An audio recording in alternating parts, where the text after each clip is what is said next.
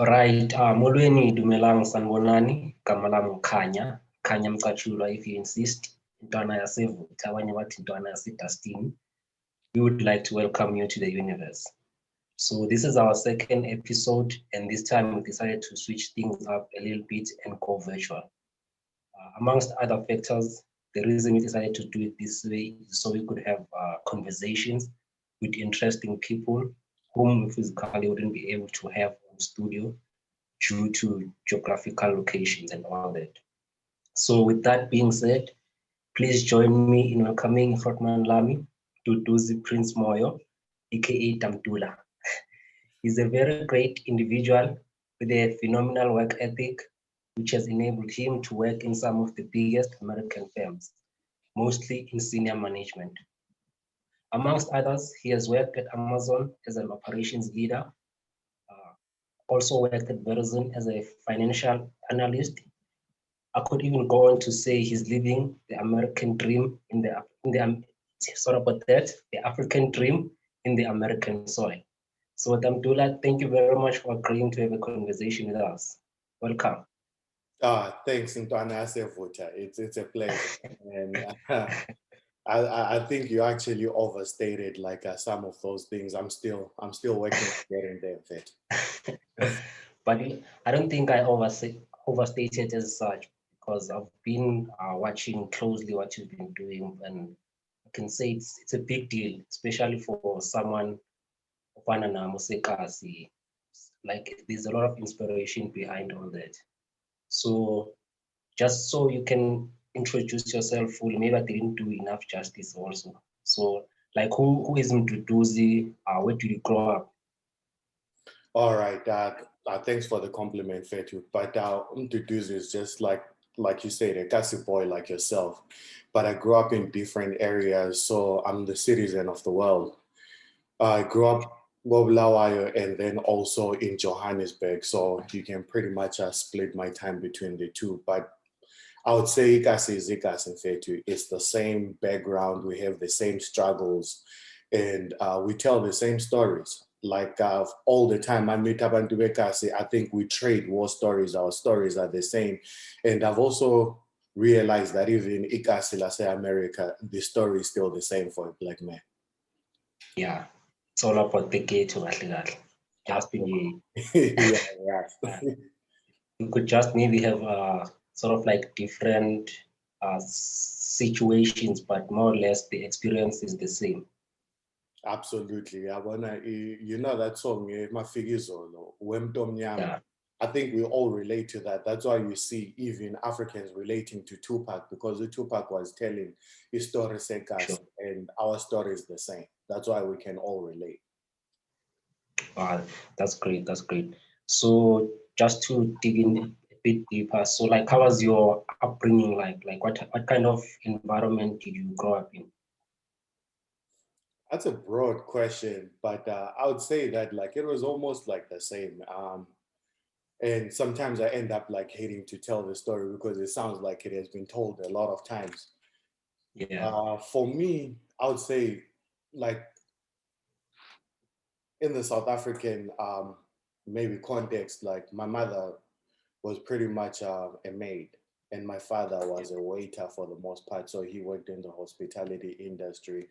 So I understand pretty much like either like I don't know if you call the better side of the hospitality, because it comes with some of those bougie like aspects, and then also understand the side of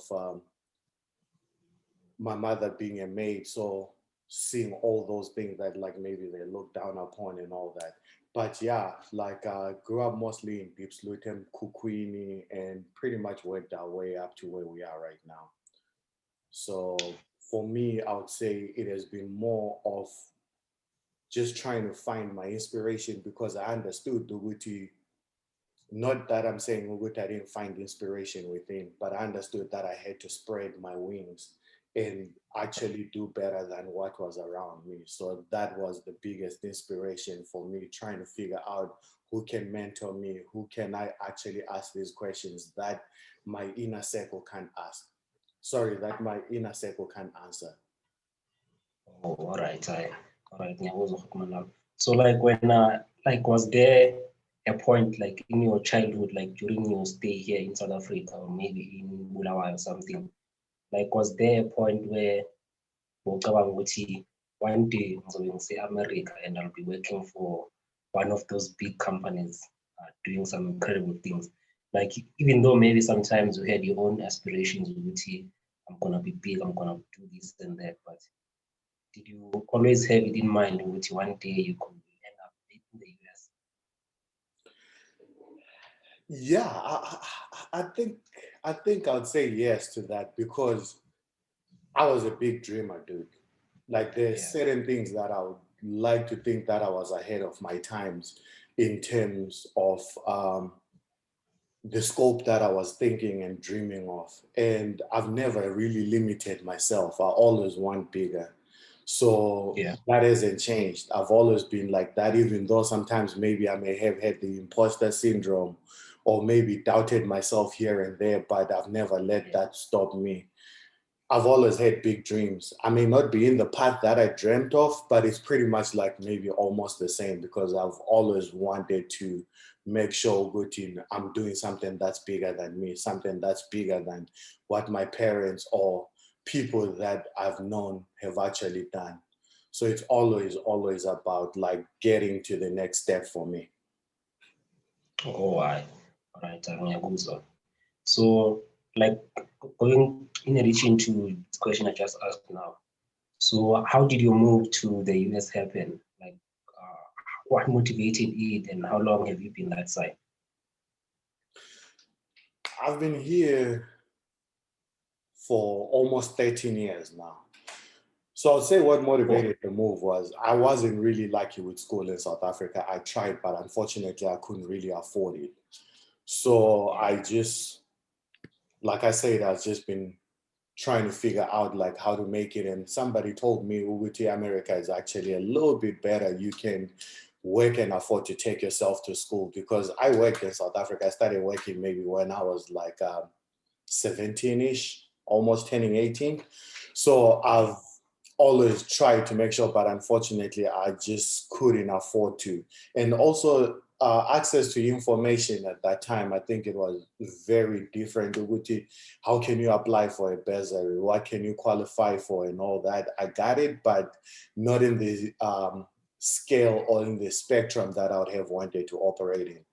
So I had somebody who was kind enough to share some information and I took advantage of that, came to America, started school and pretty much hustled my way to where I am right now.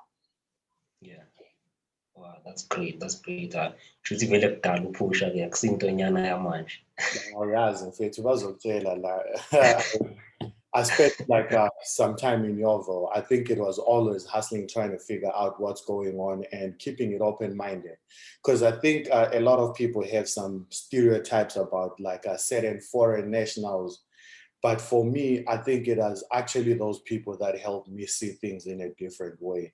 Because when I realized that I couldn't really go to school, at that stage where I lived, like in Yovel to be precise, there were a lot of like Nigerians and Congolese who were into this IT sector. They were fixing computers, they were selling computers, and I was really passionate about IT at the time. So I actually like went to Burnham Business College. I got a bursary there. Didn't really want to do that, but I wanted to go to vets actually at the time. And when things didn't really work out there financially, I ended up like getting with these guys. They mentored me, they taught me a lot of things. And with that knowledge, I was able to transfer it into like the IT industry because that's when I ended up breaking into eDimensions data, started like working in the call center, doing a technical support and pretty much grew from that. And then after that, I hustled, started my own mini company and raise money to come to America. So it was like a combination of a mentorship and then also uktandizinto, just trying to do like some of these cool things that you think can help progress you. Sure. Oh, all right. So like when you first got there, like how was it like and how is it like generally, how is it different from like South Africa, like where you are now, like especially maybe let's say on the first year or first few months, like how was the experience like? Okay, manje, different time zones, people are also a bit different in a way. So like how did you adjust to that kind of setting? Once I kind of figure that. It was different. Like you mentioned something about the different time zones. I Yeah, actually have a funny story about that. So I landed in New York, and I've been yeah, corresponding with people from Texas. So contrary to like me being like, you know, that guy who knew how to use Google, I didn't know that America had different time zones. So I thought like America had one time zone, which was the central time that Texas is in. And when I got to New York, I freaked out because I actually had to transfer from New York to Boston.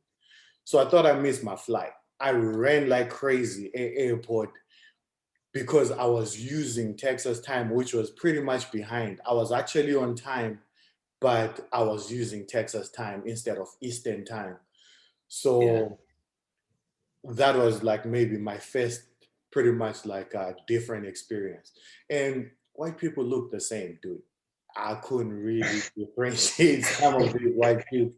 But anyway, I think it was more like for me that trying to assimilate into the culture, like trying to figure out exactly what is acceptable, what is not, like what is frowned upon, because yeah, we have this perception when we go to a certain place that this is exactly what's going on. We know about this place where we in fact don't really know what's up.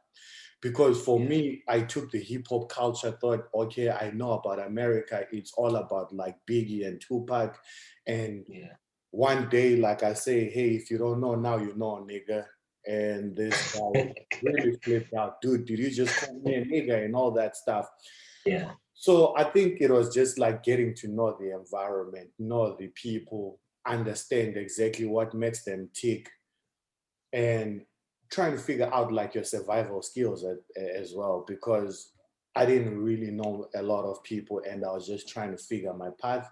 And the biggest thing that you need to do when you get to a place is to figure out like how you will be able to move forward with everything that you have, the resources, the help, whatever that it is. yeah. Oh, okay. All right. Ngiyakuzwa, ngiyakuzwa. So obviously you don't have much of e-working experience this side, like South Africa or maybe in the African continent in general. So like how would you say corporate America is different to how things are done this side, like just in the shape of form, which is into kanjani in the workplace? Like, is it different as such, or maybe there are similarities in lapho nalapho? Obviously, kuzoba nama-differences amancane. But would you say izinto that side are ran different?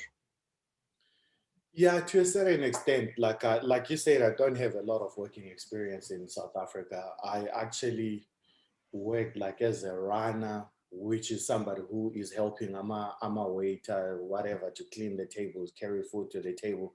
Worked my way up to a waiter, and then from there went to a call center, which those are pretty much like maybe entry level positions, if I may say. So right now in the area that I'm playing in, it's completely different. But some of the things that I'll say I've seen about the two places, I may be wrong. So don't quote me on this one. I think that it's about the work ethic, the culture. America is extremely fast paced. Yeah, It's a place where you actually constantly have to keep running at work. You can't afford to maybe chill for a little bit. Sometimes it's frowned upon, depending on the culture of the company, to even take lunch. But I think yeah, South Africa still has that better balance that sometimes you can maybe take your breath. But I have a lot of mentors in South Africa actually who tell me that it's almost the same because of these multinational corporations that send maybe their top leadership to Africa to run those yeah, African divisions. So they're bringing some of that stuff. but competition, working hard, and constantly pushing yourself to the limit, running lean is the biggest of like what drives the American capitalism. So they will take and take and take as much as they can from their people. So I don't know if that really answers the question, but I think it's, for me, it's just like the work ethic and how fast paced most of the industries are here. But yeah, it does make sense to me, and I sort of like the way Kulma Makona, like the idea of maybe how things would be a bit different, even though obviously it's over similar because of multinational companies and all that. But yeah, I think I get the picture. So, like, how is it like being an African black man in the United States? Like, especially in your case, because you are mostly in senior management.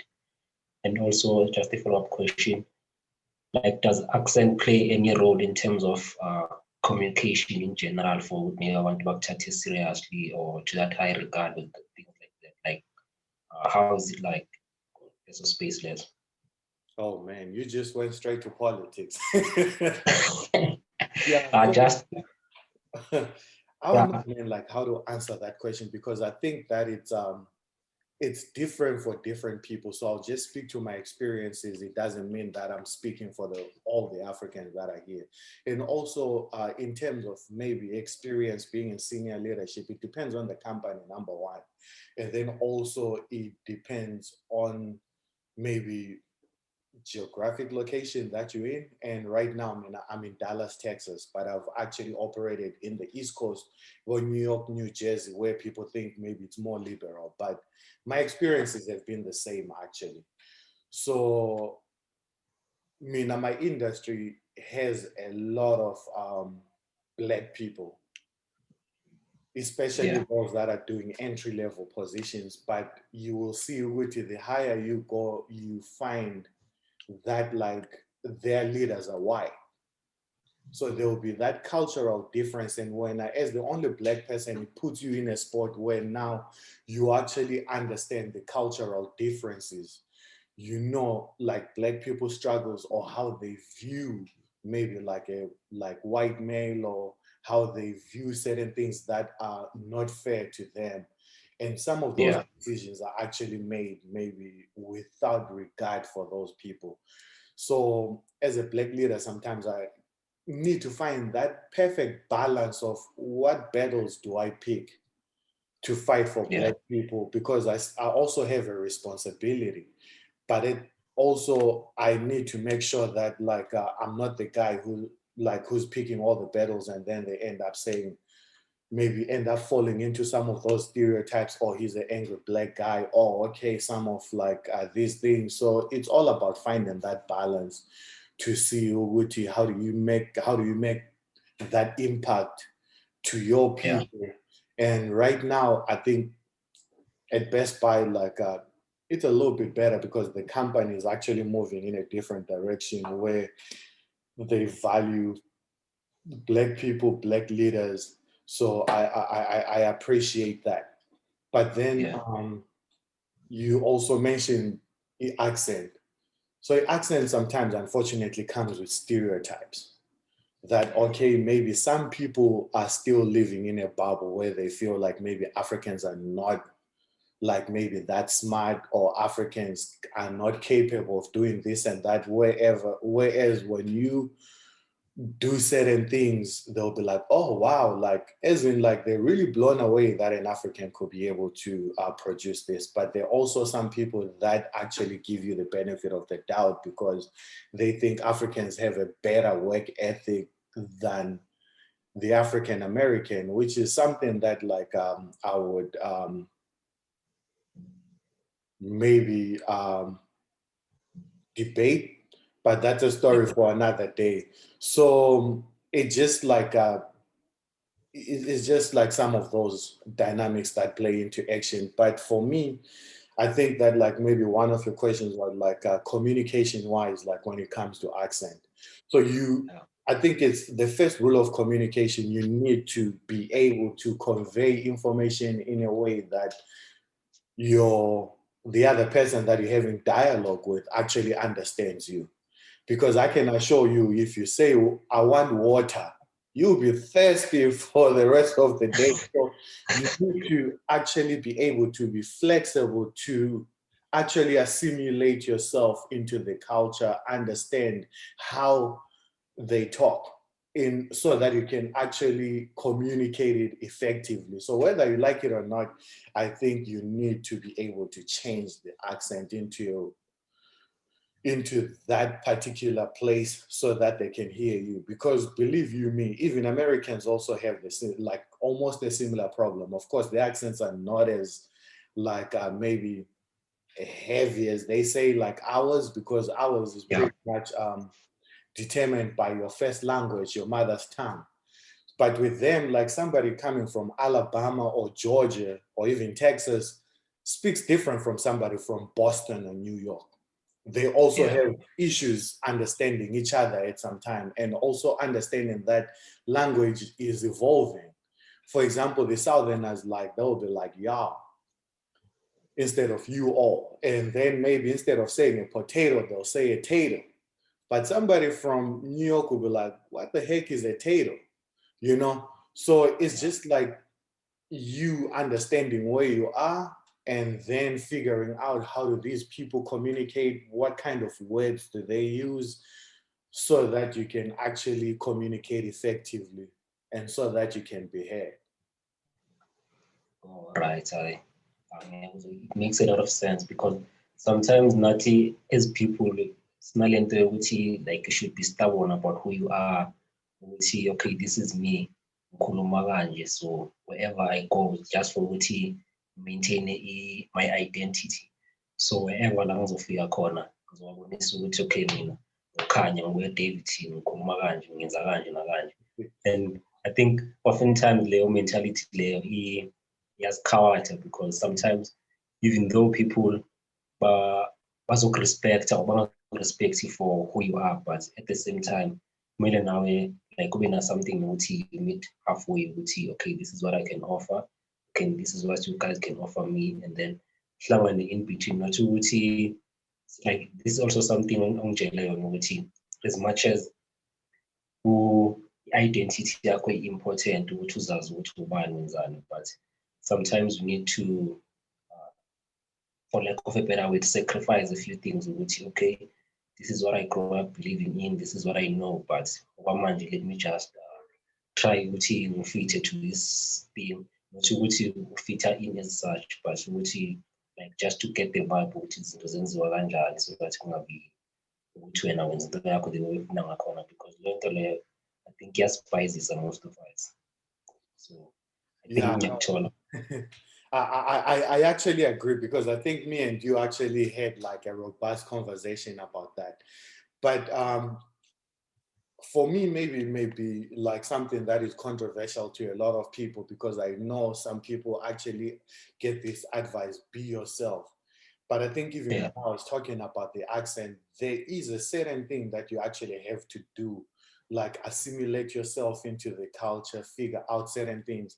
Here in America, there are a couple of like maybe things that they use to talk about this. Maybe like they'll talk about code switching or maybe being bilingual. So I think sometimes it's just having that emotional intelligence to know what battles to pick. Be yourself, but understand which is sometimes like being yourself cannot really help you in what you're trying to achieve. And also depending on what have you actually done to end that be yourself, because sometimes it actually helps you at long run, but sometimes it probably won't. So for me, I would say just get that healthy balance. Don't be too radical that I want to do this or this is how I'll do it. I'll give you an example. When I was in college, one of my mentors told me that like you really need to join a student organization and run for office so that you can show that balance of I'm really good with the books. I can study, but I can take on more responsibilities and I'm able to lead. So I actually had this flu too, and I was wearing in Ngablela, like I was like hardcore African. I would wear those African beards and all that good stuff. For me, it actually like represented who I was. But guess what? Yeah. I actually went and campaigned. Dude, I didn't get any votes. And then also, I should have known because when I was in the bus, sometimes people would rather stand instead of sit next to me. Like, so my seat I'll sit and then the next one will be empty. People would rather stand. So my personal brand at the time was actually intimidating certain people for whatever reason it is. Perception is reality, right? You need to meet people where they are and understand that perception sometimes play a role in some of these things. So the next year, I actually cut my hair, changed like how I look, and guess what? I actually ran to be president. I was nominated president of like a leadership society at school. So think about somebody who didn't even get like any votes for secretary, whatever, like um the sickest positions in those groups. But after that, I actually was a president and I even started my own student organization and people were able to join that. That was because I actually changed some of that. But if I continued saying that, like, you know what, I'll be this African guy and all that stuff, I wouldn't have achieved that. So sometimes I think Uguti, we really need to understand how to be bilingual, like how to say, hey, Skipan, good morning, you know? So sometimes you change with the groups, you change with the people, and you also build some relationship. You understand who understands you, who's interested in the authentic self that you're bringing to the table. But I always say, Uguti, find the balance. Don't be too radical. Yeah. Why? Right. Ngiyakuzwa futhi mani lapho. So just to deviate kancane from lapho. So when as someone who's been there for like 13 years, ne? Yeah. Yeah. So would you say like violence, gangsterism, racism, and all that, is it as bad as it is often portrayed on mainstream or maybe on social media? Like Sbona, almost every other week there's a case about this and that, in America and all. So would you say maybe, is it just as bad or maybe in media? Yeah, it's far more worse. I think the media is portraying what's going on out there, but I can't really speak to a lot of like this in gangsterism and all that because I haven't stayed there kasi in the United States. And I think that some of these things depend on the environment that you put yourself in, you know, because sometimes you may stay kasi and never like maybe see these things because you don't put yourself out there. But I'd say racism is there. And I think that though, like here in America, it's more systemic, it's more like under the table compared to South Africa, where I think it's actually out there. Because I think like in South Africa, you know exactly where you stand because they'll tell you exactly where you stand. Whereas in America, it's more of microaggressions. Of course, it may be out there, but for the most part, it's like, huh? Did that just happen or did that person just say that? What exactly did they mean? So I think I'll go with the media and maybe my personal experiences, but I wouldn't deny which racism is there. Sorry, it was racism, gangsterism, and what? Police The violence. violence. Yeah. Yeah, no, police violence it's also there. Like, and I think that personally, I've been protected or maybe shelled in America. I've had like a lot of bad experiences with police, but maybe sometimes it also depends on how maybe I've handled those situations. But yeah, those things are there. But I can't really speak deeply on that because of maybe my experiences. But if you want to know maybe my personal experiences with the police, I'll let you know. But maybe I was able to de-escalate because I knew exactly what they're capable of. So it's some of that emotional intelligence that I was talking about, or maybe that's just me. I don't know, maybe like that's a different side of me that chooses not to fight. Maybe that's a bad thing too, you know? Yeah. All right. Okay, okay, man, it is moving away and from the politics and all that. All right. So when as Mduduzi, would you say, okay, do you think maybe it is important for young people, even if maybe not young as an 18-year-old or 16-year-old, but for a person who say it is important to have a mentor? And also, what made you decide to be part of the Global Mentorship Initiative?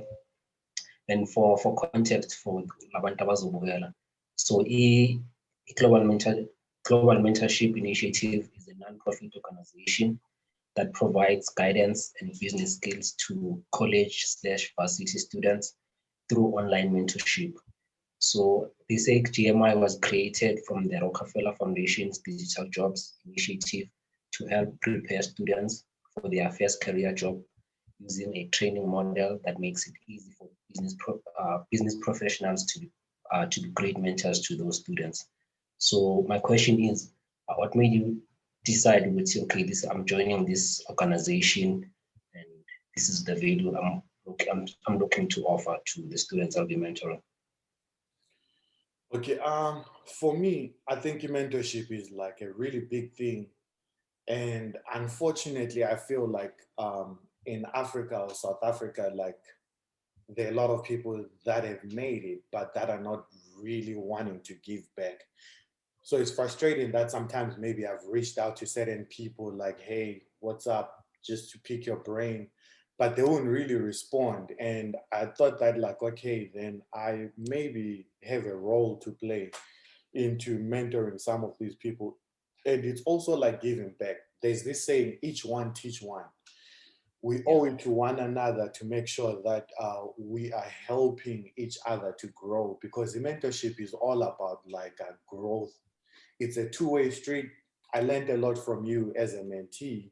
Like you have this drive that I admire, and I've actually taken some of that drive from you.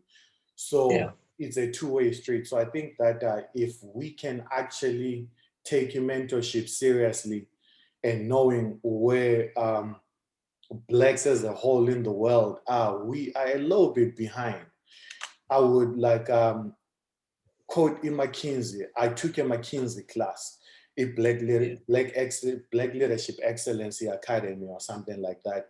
They say that like white people have like about 76 of white people have mentors and sponsors, whereas in the Black community it's about like 13 to 19%. So we are behind. So for me, it's also like trying to give back, play that role of, hey, you know what, you can get there faster. Because I feel like for me, if it wasn't for my mentors, I wouldn't be where I am.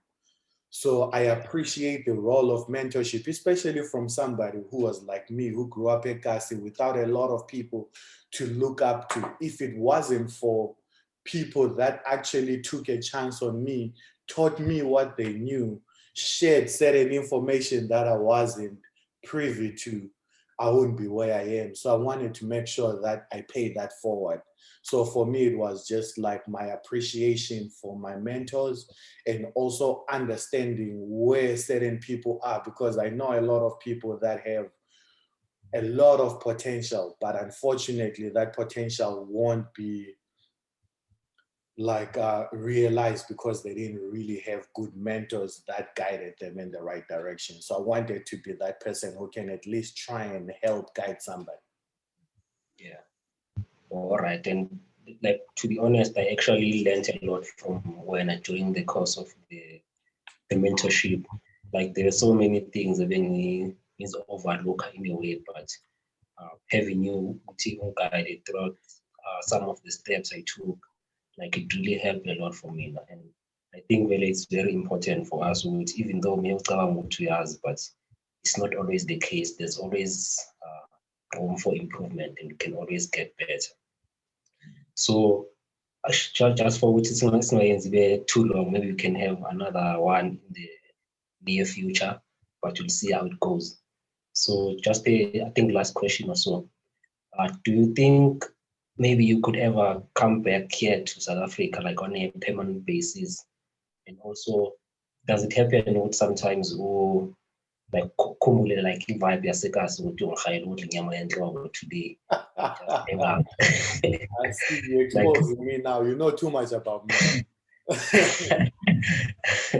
Yeah, absolutely. Like, I think for me, that's the grand plan to come back, because I think that the reason why I came to America was try to get some opportunities that I felt that Africa couldn't afford me, and also to learn what I can learn, and the same mentality that I actually have about giving back to the community. I want to give back. And for me, I think like education is the biggest way of giving back. So I would like to maybe at some stage, like maybe go back into academia so that I can give back to more. I'm not saying that maybe I'll get a PhD, but that may be in the plans so that I can impact more people. And then maybe, because I feel like professors in academia, they pretty much touch a lot of lives. They actually have that opportunity to guide, mentor, like a lot of their students. So yeah, that's in the works. But then of course there are also some other concerns about like maybe the political space in Africa, South Africa, like how are we dealing with immigrants? How are we accepting some of those things? So those are things that I'll also definitely take into consideration, because there are some of movements that I understand, but I don't really agree with, because I feel like the more we actually accept a lot of people, the more we can grow, because diversity keeps the world moving. You can't have like, you can't operate in a vacuum. And in terms of Ikasi vibe, in fact, I miss that all the time. That's who I am. That's my DNA. Even though I feel differently about Ikasi, like, let me put it out there. I don't think I'll want to go back and stay Ikasi again. Why? Because we were not really meant to stay Ikasi. We were pushed to Ikasi. And I think that like we really need to work hard to make sure that we are getting out of Ikasi, because Ikasi were projects where they were copying the American projects, and then they wanted to put Black people in one area so that they can control them more. That's why you see sometimes we have a like similar way of thinking and all that stuff. But I think that we really need to work hard to get out of Ikasi. Not saying that it didn't really groom who we are. It groomed who we are, and I appreciate it for that. I love the vibe too. I love the culture. And you know me, like even here in America, I still cook, scoreboard, like, you know, I'll do whatever that I can, like to get to some of those things that remind me who I am and that keep me grounded to the African that I am. So of course, like if you check maybe my Facebook, you'll see right now I'm a little bit like maybe reserved, but back in the days, whenever I'm in South Africa, you'll see me checking into some of those Ghetto places, checking in like Kuboma, Busy Corner, going to Abo Villagas, the street, because it actually also inspires me, because it shows me where I'm coming from, and looking at where I'm coming from, it gives me a better direction of where I'm going, and things that I didn't really, it reminds me of things that I didn't really like about Ekasi, and the reason why I'm trying to work my way out of Ekasi. But I love the experience. Wow, all right. Like this has been, I think, a very great interview. And before this one, there's some things that people won't jealous on our meetings, but I feel like also like what you are doing now, I think also in a way which I learned something new about you, even though it's not completely new, but there are some things, man, ngathini ukuthi umqondo wami uvulekile to open to learning more about izinto, ukuthi how things work, how things should be done, into ezingakanjalo. So ngiyabonga kakhulu for agreeing ukuthi siyenze le, even though I know ukuthi you are very busy, and for ukuthi ube able ukuthi wenze this interview, especially for this long. I think I owe you one for that. So ngiyabonga kakhulu kakhulu lami. And so in closing, like what advice or tips would you give to intwana yasekazi, maybe Deep Sleuth or David team, ukuthi as wena Mduduzi where you are now, like what advice would ongayinika wena umuntu in my position, or even maybe worse than in my position, like what would you say to them to keep them going? Yeah, sure, Fetu. Thanks for like the kind words that you said about like what you learned from me, and I just want to say that was reciprocal. Like I said, I learned a lot from you, because there's some of these things that sometimes you see things in a different dimension, and our relationship actually taught me a lot. And I just, like I said, that even if I'm busy, like I'll make time for you. So anytime, and if you need anything, I'm there for you. I think our mentorship didn't just end with each year. It's more of that lifetime mentorship, because there's some things that I still want to learn from you. So let's just keep that one going. And also, if you can pay back, that would mean a lot to me. Just find one person, and then let's keep that ball rolling. So in terms of the advice, for me, I would say that like, I think people need to have a vision, like you call it a vision, a goal or a dream or a purpose. Like for me, maybe where I am right now, I'm driven by a certain purpose. That my purpose is like, I want to be like a farmer. I want to grow everything that I touch. Either it's growing somebody's mentality, or it's actually touching something. Whatever that I touch, I make it better. So in any way, like if I can actually do that with money, it will even be better. But I just want to grow everything that I touch, even at work, like the teams that I lead, at the organization that I work for. I want to see at least those small incremental like improvements. So that's the thing. So find that goal, find that purpose. And the big thing is that like you need to work towards that. So sometimes it will not be easy, but allow yourself to fail, but fail going forward. So always make sure that like you are kind to yourself, and then forgive yourself for some of the things, because you'll make a lot of mistakes, but you just need to learn from them and move on. And then I'd also say have an army of mentors or advisors, whatever that you want to call them, because you can't operate in a vacuum. Nothing great has been achieved by one person. So always make sure that you have people, and those people have your interest, so that they can tell you sometimes even like difficult things that you don't want to hear. Yes, you should be doing this. Maybe you need to do it like that. And then you take that, and then you move forward with it and build with it. So I think mentorship also plays that big role. And then also remember to work smart, because working hard, yes, we work hard, but let's work smart. Like use your resources that you have, use your mentors. Don't make mistakes that I've done, dude. You have access to me. Let me walk you through that. Of course, at the end of the day, you'll make your own informed decision, but be open-minded and try to learn from my mistakes. Maybe you can do better, but it's all about like learning and then figuring out like your own path. With information, of course, you take those calculated risks. And then I would say give back if you can. Make sure that you pull in others if you've made it, no matter if it's a small thing or something. If you can impact somebody, we need each other as a community to pull ourselves out of where we are right now. And I'll say, don't forget to have fun, Fed, because sometimes you work extra hard. I know you work extremely hard. You have school, you're doing some certifications, you are doing side projects, and then you're trying to give back at the same time. That's a lot. But then also remember that your mental health is very important.